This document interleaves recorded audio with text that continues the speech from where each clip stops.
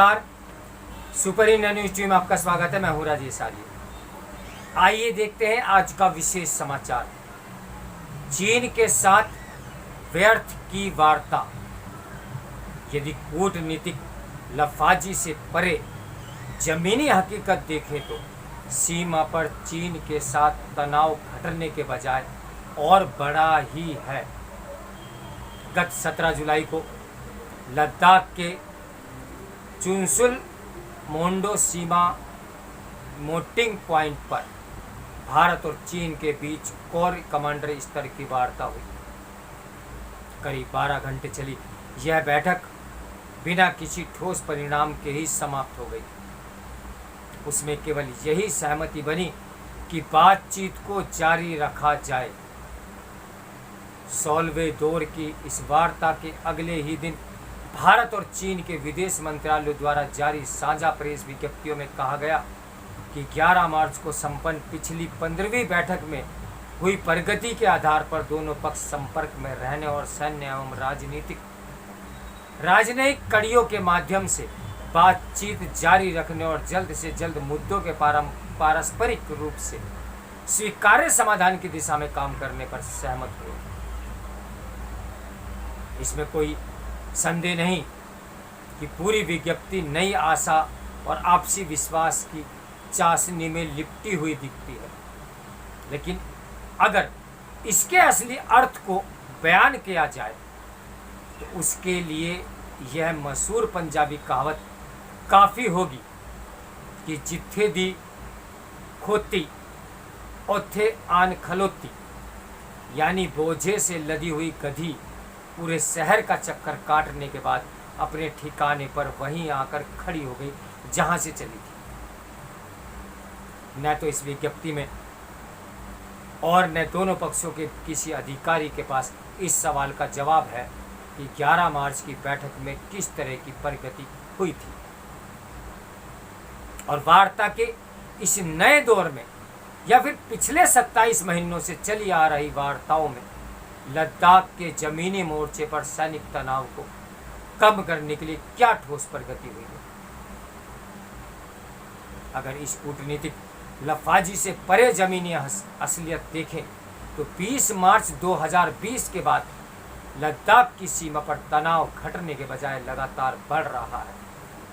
चीनी सेना ने पैंगांग झील के इलाके में आगे बढ़कर फिगर 4 तक अपना कब्जा जमा लिया है। चीन की सामरिक बढ़त के जवाब में भारतीय सेना ने एलीट माने जाने वाले तिब्बती दस्ते विकास रेजिमेंट 22 यानी कि जिसका नाम प्रचलित नाम टूटू रेजिमेंट है की मदद से इस इलाके की कैलाश चोटियों पर रातों रात मारक हथियार तैनात कर दिए, जिसने पूरे इलाके में तैनात चीनी सेना के लिए अस्तित्व का संकट खड़ा कर दिया। इस खतरे से परेशान चीन की पहल पर सैनिक वार्ताओं का जो क्रम शुरू हुआ उसके आरंभिक चरणों में ही भारतीय पक्ष चीन के इस आश्वासन पर कैलाश चोटियों से टूटू और हथियारों को हटाने पर राजी हो गया कि चीन भी इस दौरान भारतीय क्षेत्रों को खाली कर दे। इसी उम्मीद में भारतीय सेना ने तो कैलाश चोटियां खाली कर दी, लेकिन चीनी पक्ष भारतीय क्षेत्रों को खाली करने के बजाय रचनात्मक और दूरदर्शी वार्ताओं के चलते या उन्हें चलाए रखने से आगे बढ़ने को तैयार नहीं। इतना ही नहीं, इस बीच चीनी सेना ने पैंगांग झील के बीच ऐसा दोहरा पुल भी बना डाला जिससे वे मात्र 1.5 घंटे के भीतर टैंकों और बख्तरबंद गाड़ियों के सीधे फिगर 4 तक लाकर भारतीय सेना के लिए नया संकट खड़ा कर सकते। असल में गलवान झड़प में भारतीय सेना की जोरदार जवाबी कार्रवाई और लंबे समय तक पड़ने वाली हाड़ कपाऊ सर्दी से चीन को यह समझ आ चुका है कि उसके सैनिकों में इस इलाके में साल भर तैनात रहने का दम नहीं है। इसलिए चीन ने भारत के साथ वार्ताओं का लंबा खींचकर उनकी आड़ में अपनी रणनीति को पिछले 2 साल के भीतर थल सेना के बजाय वायु सेना और मिसाइलों पर केंद्रित कर लिया है। लद्दाख सीमा से सटे हुए तिब्बती और सिंचियांग यानी जिसका मूल नाम ईस्ट तुर्किस्तान है, के इलाकों में नई हवाई पट्टियां विकसित करने और मिसाइलें तैनात कर उसने भारत पर दबाव बढ़ा दिया है। याद रहे कि सिनचियांग पर 1949 और तिब्बत पर 1951 से चीन ने जबरन कब्जा जमाया हुआ है।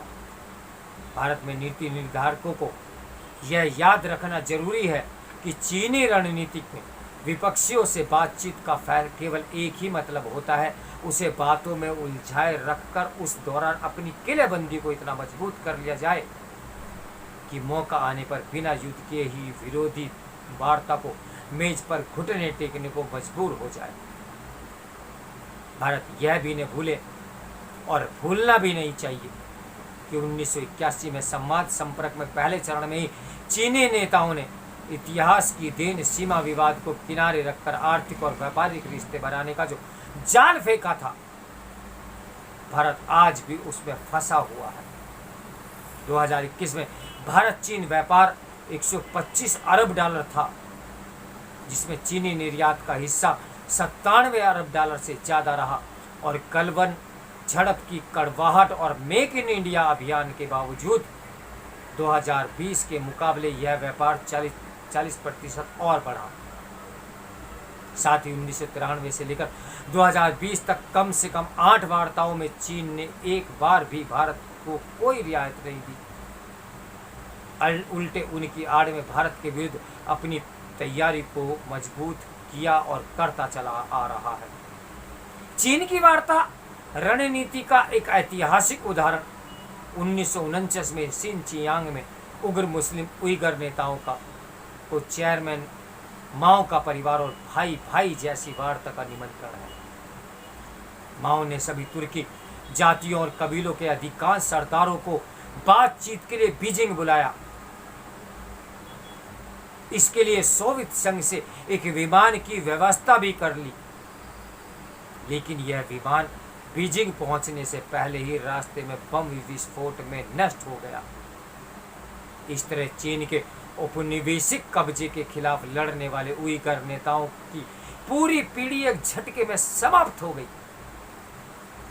यूरोपीय संसद के अल्टीमेटम से डरे हुए चीन ने 2022 में दलाई लामा के साथ वार्ता तो शुरू की, लेकिन वह इसे किसी न किसी बहाने 2010 तक टालता रहा। क्षमा कीजिएगा, अल्टीमेटम से डरे हुए चीन ने 2002 में दलाई लामा से वार्ता शुरू की, लेकिन वह इसे किसी न किसी बहाने 2010 तक टालता रहा। इस बीच चीन ने तिब्बत की राजधानी ल्हासा को बुलेट ट्रेन से जोड़कर और वहां सड़कों पर सैन्य ठिकानों का नया जाल बिछा लिया। साथ ही तिब्बत में हाल चीनी नागरिकों की बड़ी संख्या में बसाकर पूरा पासा ही पलट दिया। अब उसने वार्ता से भी इनकार कर दिया है। चीन की इस वार्ता रणनीति और इसके इतिहास को देखते हुए भारत से राजनीतिक, कूटनीतिक और सैन्य नेतृत्व को अच्छी तरह समझ लेना चाहिए कि चीन की वार्ताएं ऐसे रंगमंच जैसी हैं जिसमें पर्दे के सामने तो मुस्कुराहट और प्रेम का नाटक चलता है, लेकिन पर्दे के पीछे तलवारों को धार दी जाती है। वार्ता में कोई हर्ज नहीं, लेकिन इन वार्ताओं से शांति की उम्मीद में अपनी तैयारी छोड़ बैठना बहुत बड़ी आत्मघाती होगा, इसलिए सचेत रहना होगा। तो मेरे साथ सुपर इंडिया न्यूज़ टीवी की ब्रेकिंग न्यूज़ के लिए बने रहिए। मैं हूं राजेश आर्य। नमस्कार।